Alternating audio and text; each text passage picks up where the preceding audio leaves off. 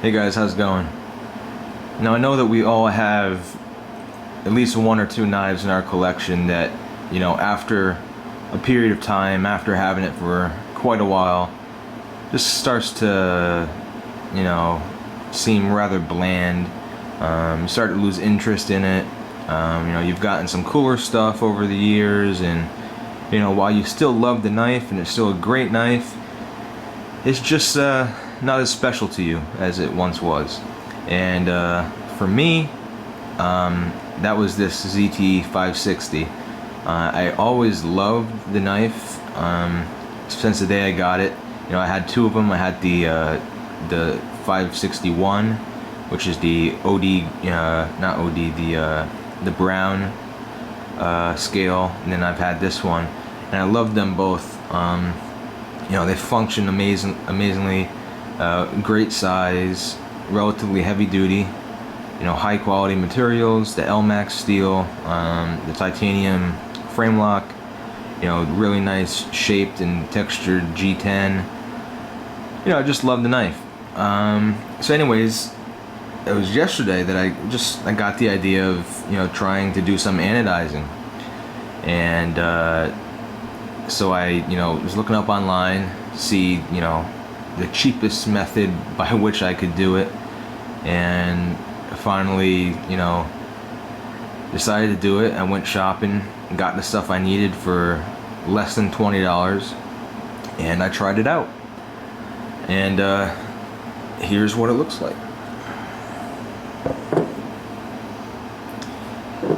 Now I don't know how good it's going to show up in here inside with the lighting, but I will throw in some close-up beauty shots of it that I took outside in the sunlight. But you can see it's kind of two-tone look to it.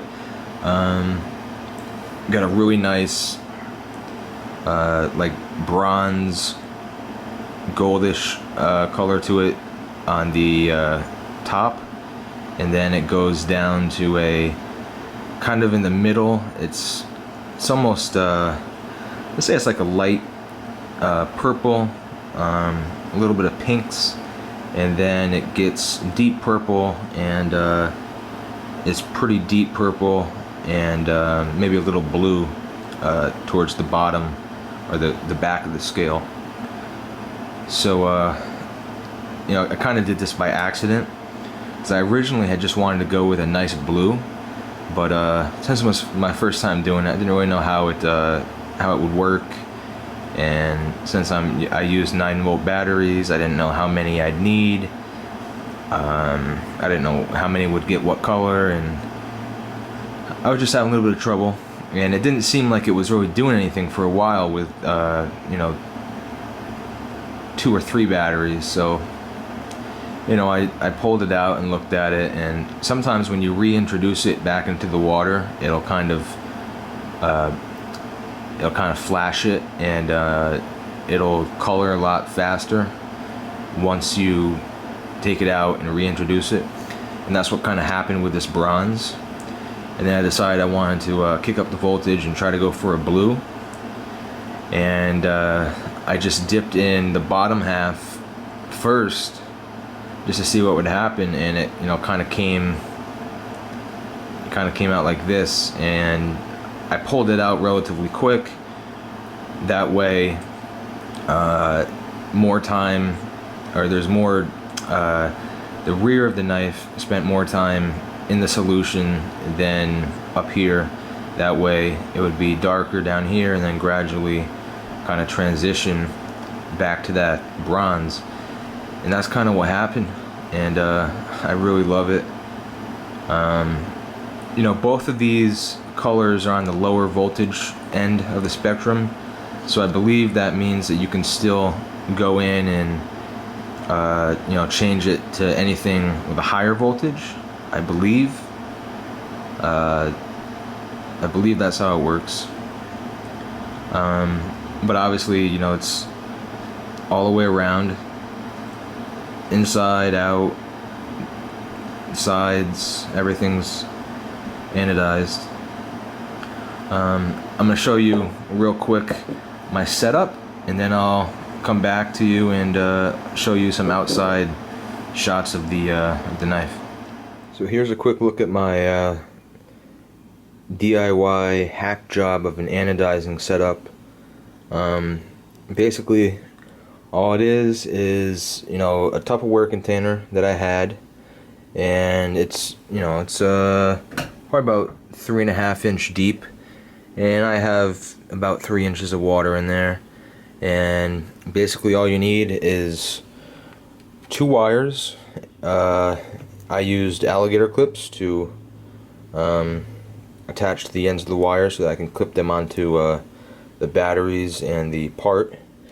The positive wire always goes to the part that you're trying to anodize, so this would get attached to either the part directly or some other wire. Maybe if you want to fashion a little holder to hold the part and attach this to that, you could do that.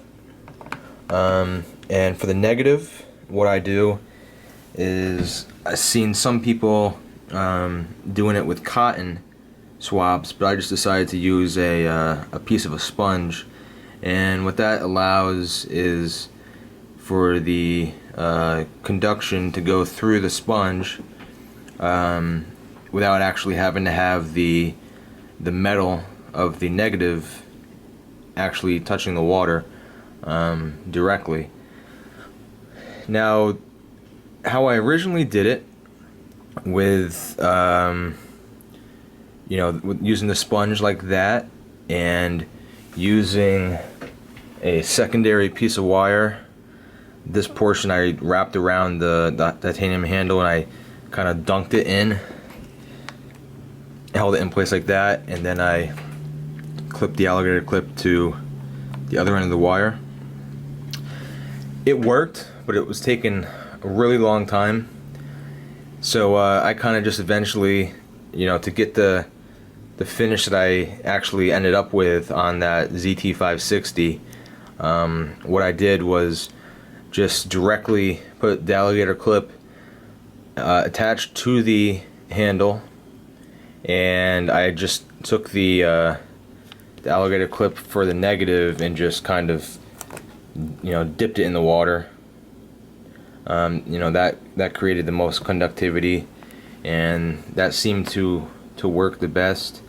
Now, how the batteries set up, here obviously I don't have a power supply, so I'm using the 9-volt method. And basically what you do with these is you just plug them into each other in series, and that'll up your voltage, and depending on how many batteries you use, it'll change the outcome of the color you get. Now, I don't remember exactly how many batteries I used for the colors that I got on that titanium handle. I believe the bronze came first, and that was probably around 3 batteries, and the blue purple was, I think, 4, might have been 5, but the blue purple kind of came pretty quick. So once I got the right voltage, and once I just directly attached the alligator clip to the titanium handle, it really changed color pretty quickly. And obviously you want to use some kind of insulator, these latex rubber gloves. And also for the water, you have to, I just used regular tap water. You're supposed to use like demineralized or distilled water, but I just went ahead and used tap water. But you have to mix it with some kind of something that will serve as like an electrolyte. And I've seen some people do it with baking soda, and a box of baking soda is 97 cents, so seemed pretty cheap, so I did that. I probably put about 5 teaspoons of baking soda in here and just mix it all up so it would dissolve, and it was good to go. So basically, for everything that you see, plus I bought a pack of 8 9-volts. 9-volts are pretty expensive, but for the wire, the pair of gloves, the baking soda, the alligator clips, and the 8 batteries. I believe it was around $18. So, you know, you can do your own anodizing for less than 20 bucks. So that was my setup.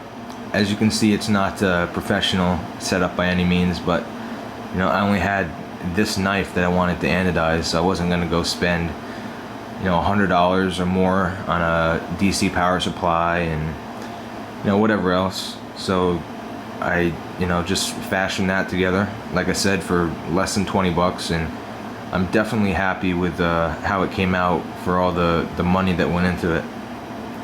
One thing that I forgot to mention when I was showing you the setup was the process that I put it through before I anodized it. Obviously, you have to take the knife apart and just anodize the titanium piece. Obviously, you don't put the whole knife in there, but you want to make sure that you thoroughly clean the titanium beforehand. And you know, the pivot area is going to have, you know, grease and oil and stuff from the factory when it was put together. So what I did for that is I just sprayed it down with an engine degreaser, and that ate through the grease real well.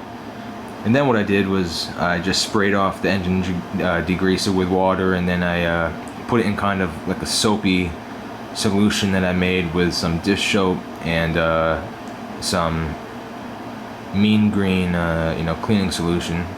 And I just let it sit in there for, you know, maybe half an hour. And then I took it out, rinsed it, and then I put it into the solution and anodized it. So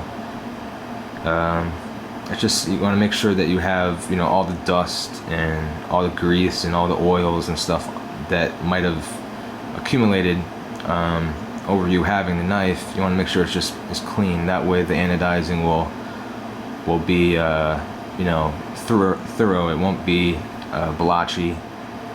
If you have oil on it, it probably won't come out too well in the places where the oil is on the handle. So that's just one thing to keep in mind.